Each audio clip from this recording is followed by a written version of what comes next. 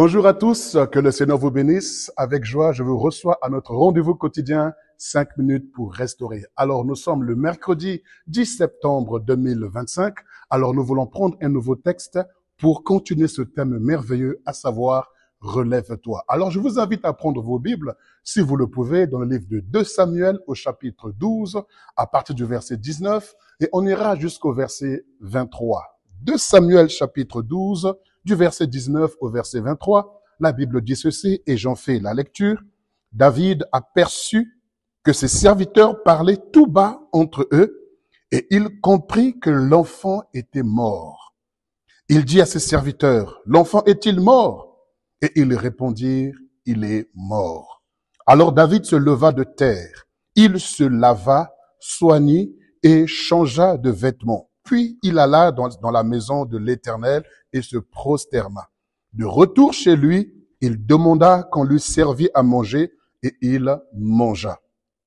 Ses serviteurs lui dirent, que signifie ce que tu fais? Tandis que l'enfant vivait, tu jeûnais et tu pleurais. Maintenant que l'enfant est mort, tu te lèves et tu manges. Il répondit, lorsque l'enfant vivait encore, je jeûnais et je pleurais, car je disais, qui sait si l'Éternel n'aura pitié de moi et si l'enfant ne vivra pas? Mais maintenant qu'il est mort, pourquoi jeûnerai-je? Puis-je le faire revenir? J'irai vers lui, mais il ne reviendra pas vers moi.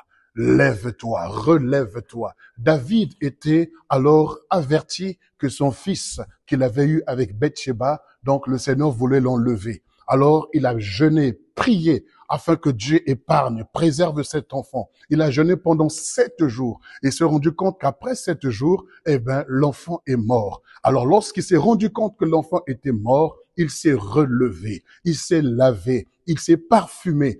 Il est allé dans la maison de l'Éternel pour adorer Dieu, pour lui rendre gloire. Ensuite, il est rentré à la maison, a demandé à manger et il s'est mis à manger. Ses serviteurs sont étonnés de voir comment est-ce qu'il réagit de la sorte. Ce n'est pas logique parce que il a jeûné et prié pour que l'enfant vive. Maintenant qu'on lui annonce que l'enfant est mort, il s'attendait à ce que David soit encore dans l'agonie, qu'il soit encore par terre, qu'il soit encore KO. Or, rappelez-vous, le Seigneur a dit, relève-toi d'entre les morts et Christ t'éclairera. Oui, il est important, j'aimerais dire ici, de ne pas rester longtemps dans le deuil. Car celui ou celle qui reste longtemps dans le deuil, qui ne se relève pas du deuil, est une personne qui sera une proie facile pour le diable. Beaucoup sombrent dans la dépression. Beaucoup sombrent dans tant de choses, tant de maladies, donc psychosomatiques, que le diable, amène dans les cœurs des gens. Parce que tu n'as pas fait le deuil. David se leva. Oui, il faut que tu te relèves. Tu as reçu une mauvaise nouvelle. Tu es abattu. C'est tout à fait normal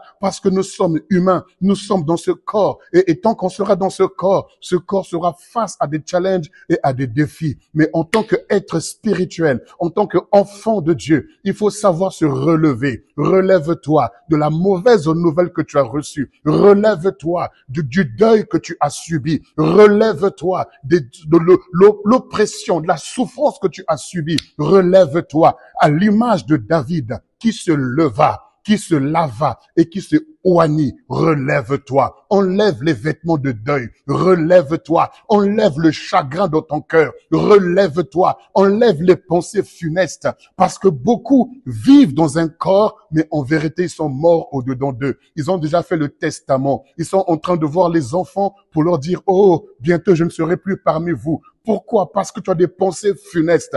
Sors de là. Ce n'est pas ta position. Non, tu ne mourras pas. Mais tu vivras et tu raconteras les œuvres de l'Éternel. Tu as un avenir à vivre avec le Seigneur. Tu as une histoire à vivre avec le Seigneur. Tu as encore un parcours à vivre avec le Seigneur. Laisse les morts enterrer leurs morts. Relève-toi. Que la main du Seigneur soit sur toi. Que le Seigneur de toute consolation console ton cœur, qu'il guérisse ton âme, qu'il restaure ton âme, qu'il renouvelle tes pensées et que la paix de Dieu qui surpasse toute intelligence garde ton cœur et tes pensées en Jésus-Christ. Oui, que le shalom de Dieu t'accompagne en cette journée et que tes pensées soient agréables, des pensées joyeuses, des pensées d'épanouissement, des pensées glorieuses au nom puissant de Jésus. Très bonne journée à toi et au plaisir de te retrouver demain pour la suite de notre thème.